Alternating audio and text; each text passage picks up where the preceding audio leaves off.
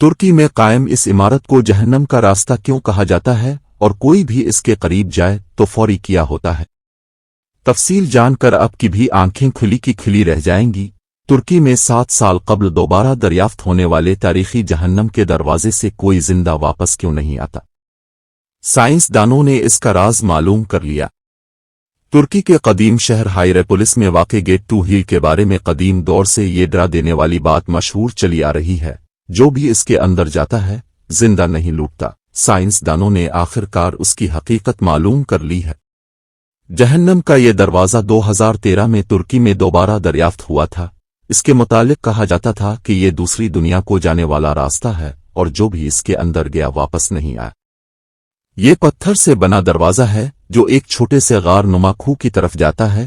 Get کو ایک مستطیل کھلے میدان کی ایک دیوار میں بنایا گیا تھا جس کے اوپر ایک مندر تھا اور اس کے چاروں طرف زائرین کے لیے پتھر کے بیٹھنے کی جگہ تھی۔ کہا جاتا تھا کہ یہ دروازہ زیر زمین دنیا پر حکومت کرنے والے موت کے یونانی دیوتا کی مہلک سانسوں سے بھرا ہوا تھا، جو بھی اس کے قریب جاتا ہے موت کے منہ میں گر جاتا ہے۔ یہ دروازہ ایک غار کی طرح کا اسٹرکچر ہے جس کی دیوار بڑے بڑے پتھروں سے بنی ہوئی ہے اور چند فٹ کا ایک دروازہ بھی پتھروں کے لمبے اور چوکور تراشے ہوئے ستونوں سے بنایا گیا ہے، جو اب ادھے سے زیادہ زمین میں دھنس چکا ہے، تاہم اب بھی اتنا زمین سے باہر ہے کہ آدمی بآسانی اس میں داخل ہو سکتا ہے۔ اس کے متعلق پائی جانے والی یہ کہانی 2000 سال قبل یونانی ماہر جغرافیہ سٹاربو نے اپنی کتاب میں بیان کی، جو ایسی مشہور ہوئی کہ آج تک لوگ اس پر یقین رکھتے ہیں۔